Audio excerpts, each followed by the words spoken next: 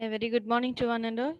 Today concept is about pumping lemma for context-free languages, where it is the last concept in our third unit. And see how we are going to show the proof of this pumping lemma for context-free languages.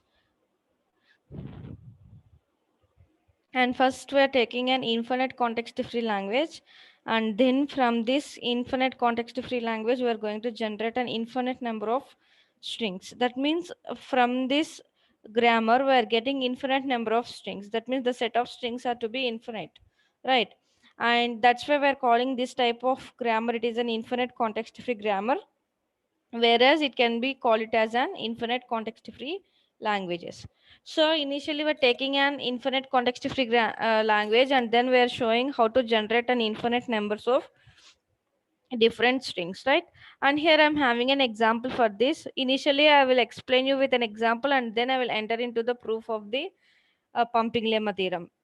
First, all of you listen how I am relating this example, and how what I'm going to explain about this the concept like in pumping lemma for context free languages, right? And once remember, already we learned the concept like in pumping lemma for regular languages, right? So there, depending upon the statement of the theorem and the proof of the theorem, just we show that some certain languages are not regular. So here also we are going to show that some certain languages are not context free. So not every language is not an context free language. Some certain languages are not and context free languages. That's what we're going to learn from this concept, and knowing how to prove first, initially knowing the statement and knowing how to do the proof of the statement for the pumping lemma, and then how to apply the pumping lemma theorem statement as well as the proof to the real time examples, right? And here we're having an example where my example consisting of these productions: S tends to ABE or BBD, A tends to AA or B tends to BSD or CC, D tends to DD or D, E tends to EE or E. So these are the productions from the given grammar. And from these productions, by using these productions, we can generate different types of strings, different strings, and also those strings are in form of infinite number of strings we're going to generate. So in that, I'm choosing one string.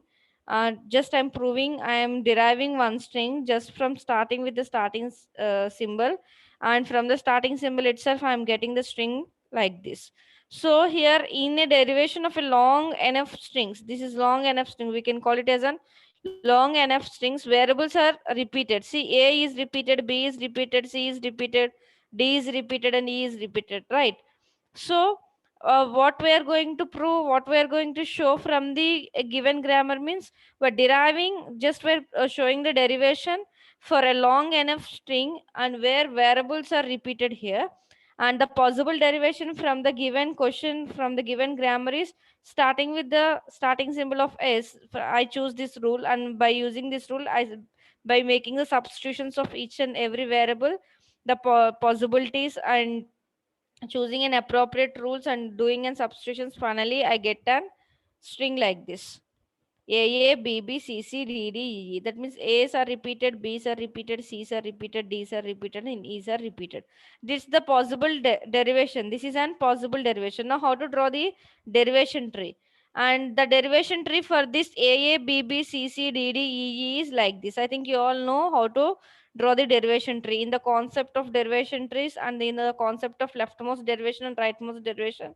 I explained you how to derive and how to draw the derivation trees, right? So the same thing, whatever the derivation that we did here, the same thing we represented in the form of an hierarchical structure, and we're naming it, it is an derivation tree. So finally what we get from this derivation tree, the same string AA, BB, CC, DD, and EE. So which variables are going to be repeated here? B and B variables are repeated here, right? B and B variables are repeated here. So where we are getting repeated in between, that means in between of this A and E, we are having a variable B. The B is getting repeated. So we can take it as an substring. We can take it as a substring in the string, right? So this is the way of showing, this is the part of an substring from this whole string. So these are the two variables that are going to be repeated, right?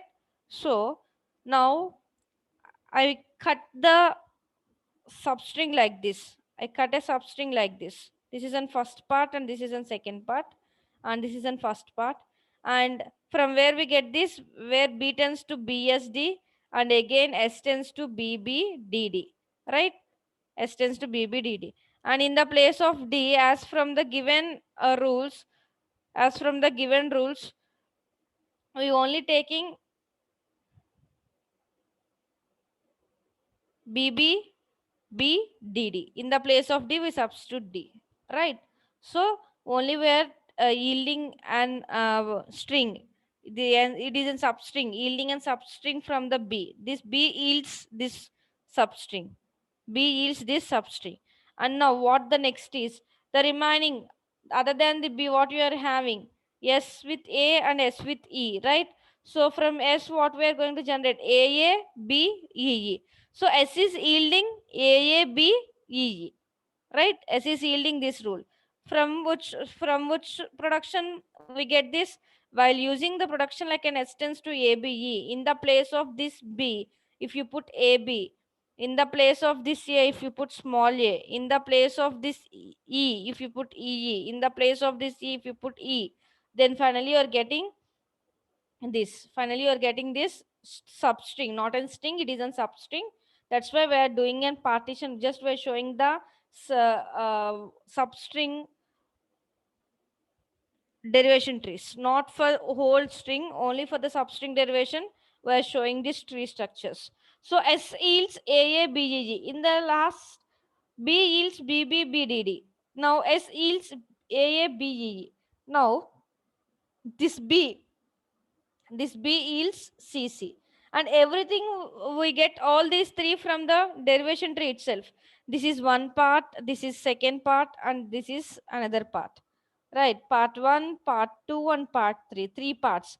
That means the overall string is divided into three substrings, and one for BBBDD, and another for AABEE, and another for CC. So finally we get three substrings from the string AABBCCDDEE, right? So one substring S is yielding, and for one substring B is yielding, and for another substring again B is yielding. So this is the representations of the substrings, where B yields BBBDD, where S yields AABEE, and B yields CC, right? So now putting all together at one place, this is S, this is the S substring where S yields AABEE. This part is an B substring where B yields BBBDD, and this part is again from B. B is not yielding, B is directly giving an terminal CC, right? So that's why we're not putting the star here. If you put an star means it is a substring where the S is yields. S yields the substring. B yields the substring. B is directly deriving or generating the string CC, right? And this is the way of putting all together at one place and showing that which variable is yielding and substring, and which variable is yielding and substring, and which variable is generating an terminal. So now we can remove the middle part. What the middle part here is? B tends to, this part is there, right? This part. B is yielding, B yields BBBDD. Now we are eliminating this middle part. That means we are removing this. Finally, what we are having here, if you remove that means we didn't get BB and we didn't get DD, right? So AA, CC, EE. In between of AA and CC, we're having B's. That's why we're putting in 0 because it is a null. Now it becomes null. D becomes null. B becomes null. So from the string, only we're having AA, CC, and EE as per this. But what you need to show it here is you need to put BB power 0. BB power 0 is a null. No need to use that. DD power 0. DD, because in our tree structure we're not having D's, in our tree structure we're not having B's, directly we're yielding A's and C's and E's. But as per the string, we need to show this BBDD power 0, and where it is yield from the S. That means the S variable is yielding this string, right? Now, if you put like this, then what will happen? Whether it belongs to L of Z or not. Let us see. Now see here, S yields AA, B, EE, right? In the place of this P, I can use directly CC. AA, CC, EE. What it means is BB power 0, DD power 0. That is equivalent to the string whatever we get in previous slide, right? Whatever the string that we yield from the S, the string that we're getting from this slide is same as here. When we place an CC in the place of this B, finally you are getting this. So what it means is it belongs to L of Z. It belongs to L of Z. And now coming to this, we can repeat middle part two times. This part is repeating two times. Right, we are repeating this two times. Then what will happen? AA, and here we are getting BB, two BBs, right? So BB power 2, and only we are getting CC, we are getting 4 DD, so DD power 2, DD square, and EE, right? So ES yields AA, BB whole square, CC, DD whole square, EE. When we repeat the middle part two times, then we will get this string. And let's see, S yields AABEE, right? In the place of this B, if I use this production BBBDD, BBBDD. Again, in the place of this B, if I use again this production BBBDD, then what will happen here?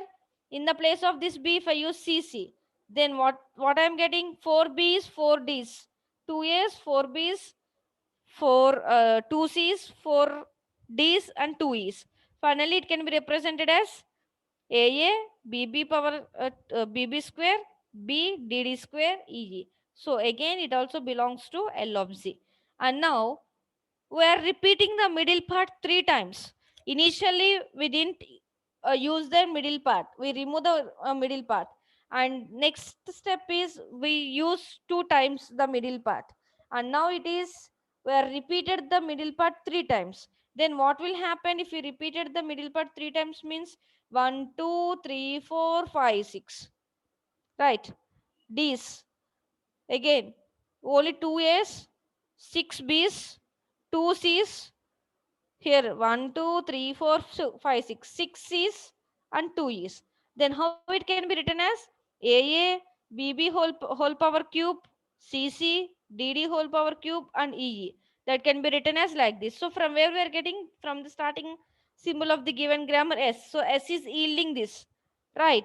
So now from this, how to show that whether it belongs to L of Z or not?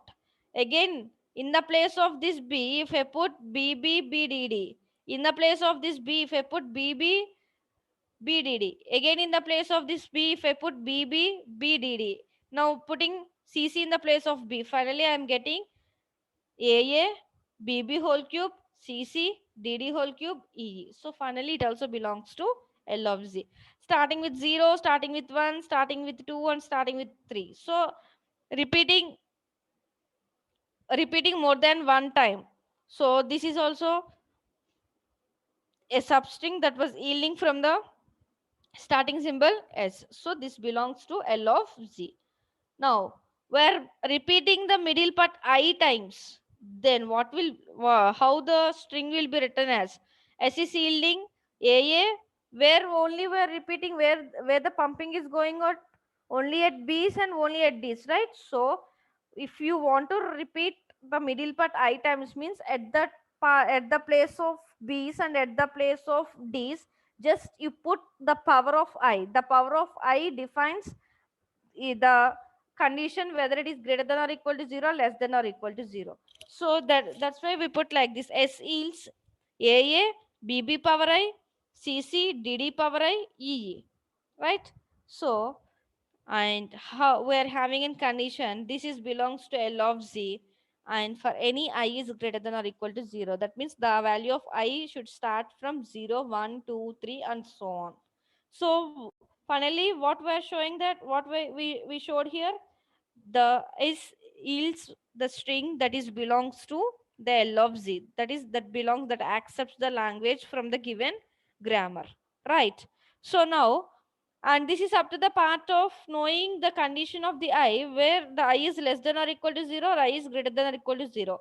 As from the previous slides, we start the value of the I from 0. Once remember or once recall what at where I started giving the value of I. From 0, I started and I ended to 3 until it can be continued up to I. So that's why I put like this. S yields AA, BB power I, CC, DD power I, EG, where it belongs to the L of Z. L of Z is nothing but in the language that was accepted by the given grammar. And for any, we're having a condition for the I is greater than or equal to 0, right? So now, and from the given grammar, this is a given grammar, right? And this is an string, given string, and that string should belongs to L of Z. So we infer that a family of the strings is in L of Z. Finally, what we showed that is we're having infinite number of strings, so infinite number of strings that belongs to L of Z. Just we proved that we, S yields AA, BB power I, CC, DD power I, EG, where it belongs to L of Z for any I is greater than or equal to 0. So this is the way of showing that the condition of the I, and where we are going to do the pumping, at which place we are pumping here, where we are repeating the same thing more than one time, at which place we are going to repeat more than one time. So there itself we are doing the pumping, right? So this is get satisfied with the condition where it belongs to L of Z. And here, coming to the statement of the pumping lemma, and what the statement of the pumping lemma is here, for any infinite context free language L. This is the statement of the pumping lemma. Please make a note, all of you. For any infinite context free language L. Up to now, we proved for the infinite context free language only. Just by taking an grammar, we showed that infinite number of strings are acceptable for the language where it belongs to L of Z, right? So, for any infinite context free language L, there exists an string P. There exists an string P. So there exists an integer P such that for any string, the string should belongs to L, and the string should having a condition with the integer P. You can take it as an P, or you can take it as an integer constant N, whatever it may be. In some textbooks it is N, in some textbooks it is P, or in some textbooks it is X, whatever it may be. But the integer constant, it is P here. And the string should always belongs to the L, and the length of the string should always be greater than or equal to the constant P. Right, here we're having in condition, three conditions we're having here. You need to satisfy all those three conditions to show that it is an context free language. Otherwise, if any condition gets not satisfied, means then we can prove that it is not a context free language, right? So from this, how we're going to write is W is equal to UVXYZ. Here this is the string, because for large enough strings we are proving this, right? Not for a simple strings, not we are proving this. Only for large enough strings we are going to prove this. That's why we're taking the string like UVXYZ. Actually, once recall the pumping lemma for regular language, there only we take u v power I w. That's it. U v w. There we choose. But here, for large enough strings, we are proving this. That's why we are choosing a string like u v x y z, right? And this v and I never gets never be epsilon, never gets nullables. U v and y never gets nullables. That means you should not map with an epsilon. You should not take it as an epsilon for v and y, because there itself we are doing the pumping. There itself we are doing the pumping. Wherever we are doing the pumping, there that should not get epsilon. That should not get nullable. So here we're having a condition for this string where the string w is belongs to L, and the length of the string always should be greater than or equal to 1. This is condition number 1. And what the string is, UVXYZ is the string. And now we are having a condition for this UVXYZ. What the condition is, VXY should less than or equal to P, and VY should greater than or equal to 1. So finally it must be UV power I X Y power I Z. That means it belongs to L for all I is greater than or equal to 0. When it should get satisfied means by satisfying the condition of I where it is greater than or equal to 0. So these are the conditions that we need to get satisfied, and these are the conditions that we need to show which one is not going to be satisfied, and finally we should conclude that it is not a context free language, right? So this is the most important statement, please make a note of this. And every time we are taking an integer constant, whether in regular language or whether in context free language, and we are making an integer constant like np, and for the string, always the string should from the language, so it always should belongs to the L. And you need to make a condition for the length of the string with the constant p, always it should be greater than or equal to p. And if you are having a string like this u v x y z, and you need to map this string with the input string, and whenever you are mapping, the v and y should not get nullables. And because v at the place of v and at the place of y, we're doing the pumpings. So if you want to make it as an epsilon, means you can choose u, or you can choose z, or you can choose x, but you should not choose v and y for nullables. And here vxy should always less than or equal to p, and vy should always greater than or equal to 1. Finally you need to show the condition that, and u v power I x w y power I z is always belongs to L for all I is greater than or equal to 0. So this is a statement for the context free language. Make a note of this.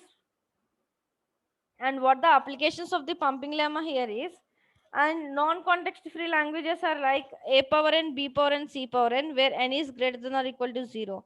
And while coming to the context free languages are a power n, b power n is greater than or equal to 0.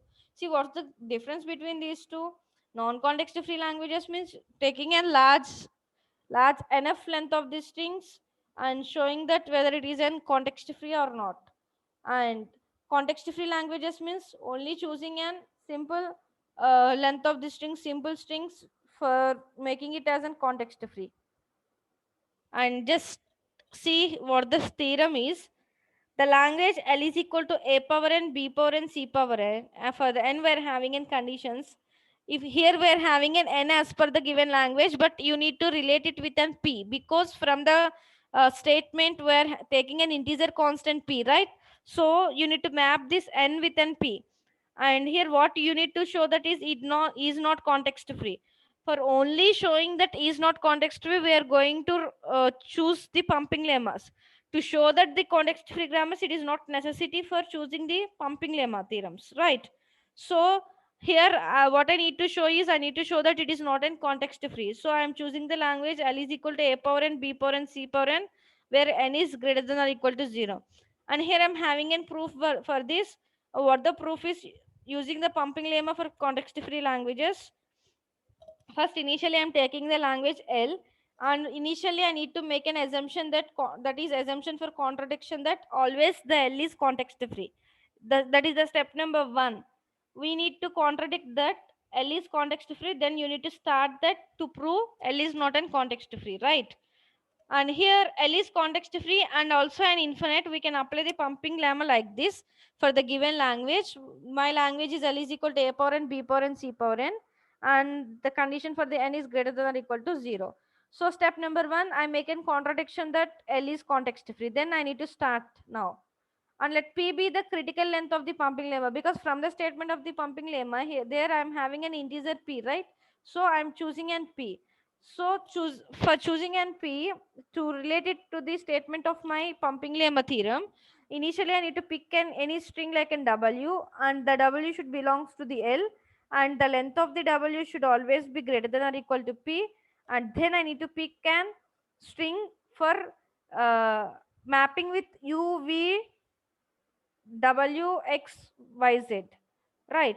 So I need to map the string with that. So now what I am doing here is, I'm picking up the string like an a power p, b power p, c power p. In the place of this n, I am choosing powers of p, right?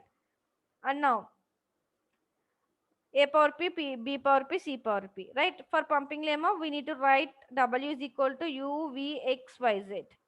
And for this length of the string, I need to show that the length of vxy is less than or equal to p, and length of vy is greater than or equal to 1.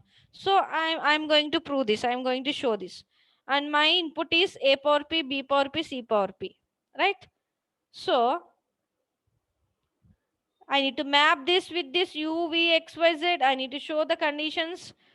The length of vxy is less than or equal to p, and the length of vy is greater than or equal to p. Finally, the pumping lemma says that u v power a x y power a z belongs to L. So for all I is greater than or equal to 0. That's the thing I need to show here, right? But what I need to prove that is it should not belongs to L. But initially I make an assumption or I make an contradict that it belongs to L.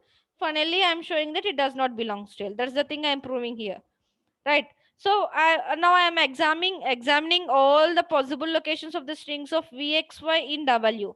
So I am proving it by case what the case one is. Vxy. What the condition for the Vxy? Vxy is less than or equal to P, right? So Vxy is in A power P. So see, like this, I need to write A power P, B power P, C power P means some number of A's and some number of B's and some number of C's. And in this sum, I need to choose what the U and what the Vxy and what the Z, because Z should have the large enough length of this string, and this part is divided into vxy, so this is in a power p, right? Now my vxy is in a power p, not in b power p. Only for b and c's, b, c along with a I'm having with an z, not with an u, v, x, y, right? So I need to write a, b, c like this because the powers are there, right? These are the powers p, p, p, p. So n means greater than or equal to 0 means I can take any number of a's and any number of b's and any number of c's. And now the case one I am proving that the vxy is less than, the length of vxy is less than or equal to p, and always vxy is in a power p, right? So what the v is here, now I am going to prove this one. The length of vy is greater than or equal to 1. So as before for vxy, I show that it is in a power p. Now I am dividing that vxy like this. Vxy is in a power p, and also I am dividing, for some v I am giving something, for some x I am giving something, and for some y I am giving.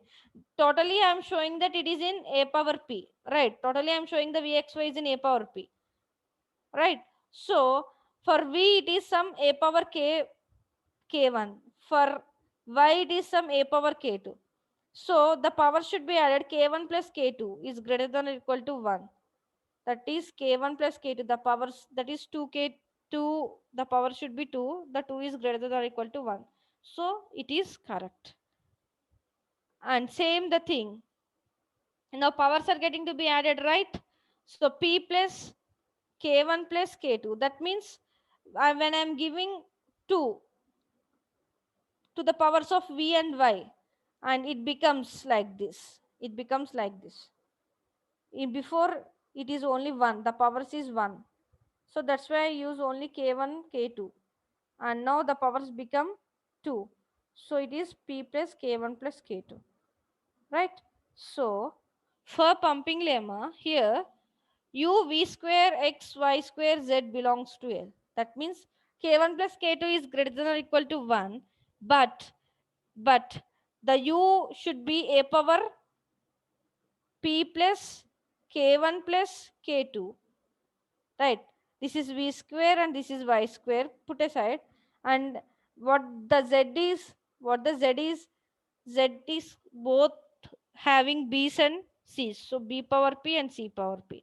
So if you're having a string like this and that type of strings are not belongs to the L, so we're showing that that does not belongs to L, so the contradiction gets satisfied, right? So this is case 2. Now I am choosing for b's, vxy for b's, and before I choose only the a, and now I'm choosing for b, vxy for b.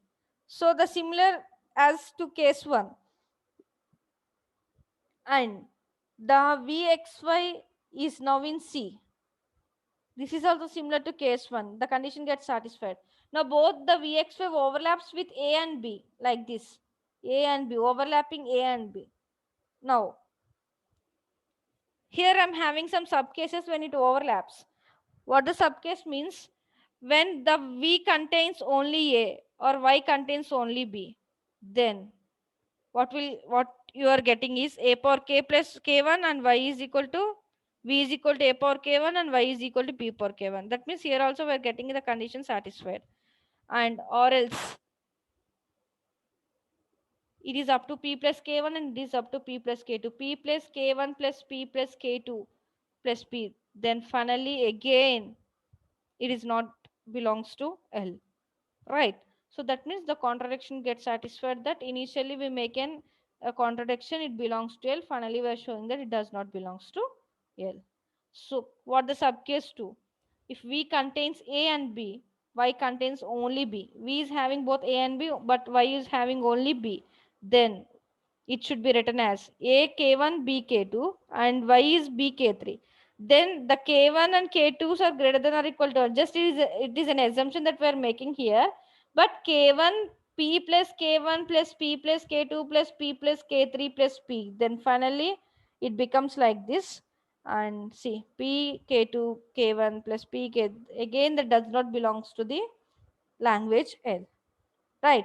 And these are the assumptions that we're making here. Again, for the subcase 3, what the subcase 3 is, now only the V contains A, but Y contains both A and B, vice versa. Then again, it can be written as P, P, P. And now, it is similar to case subcase 2. This thing is similar to subcase 2, that's why we're not going to again prove. And now, Vxy overlaps B and C.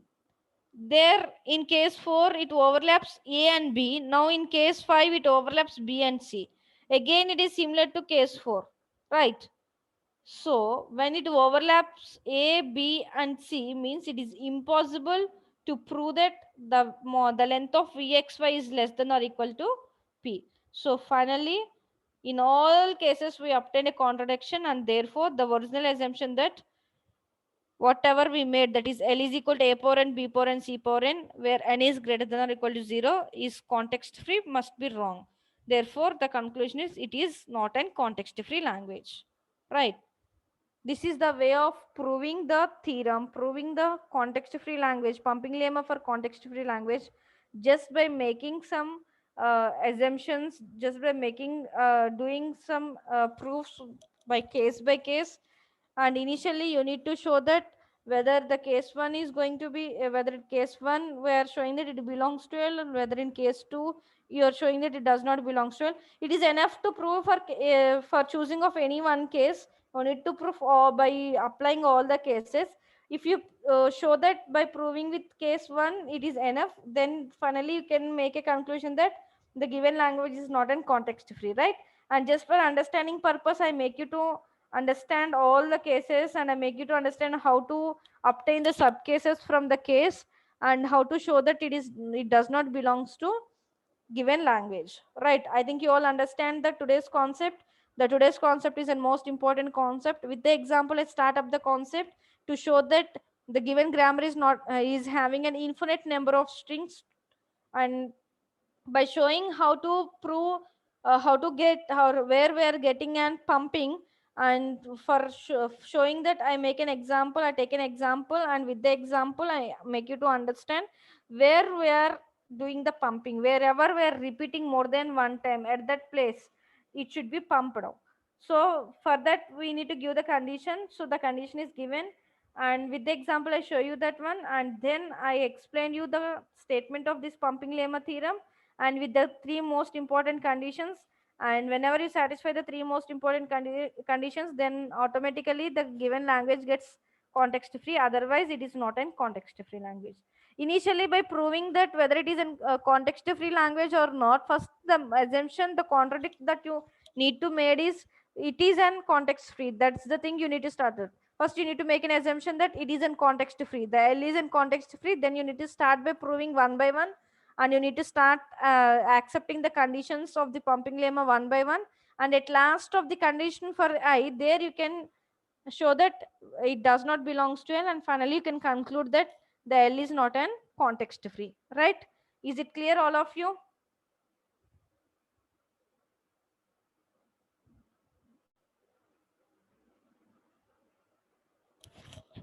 Is it clear, all of you? I think you all understand the concept of this pumping lemma theorem for context free languages, and with the example I explain you clearly. And if you have any doubts, you can ask, please. If any one of you are having any doubts in this concept, you can ask, please. And this is the last concept in unit number 3, and with this concept I explained or I covered all the concepts in third unit. I never left anything else. Every concept was covered, every concept was discussed, and I think you all understand each and every concepts, whatever I delivered in every sessions. And if you have any doubts in these concepts, means you can ask, please. In the next class, I'm going to start the fourth unit.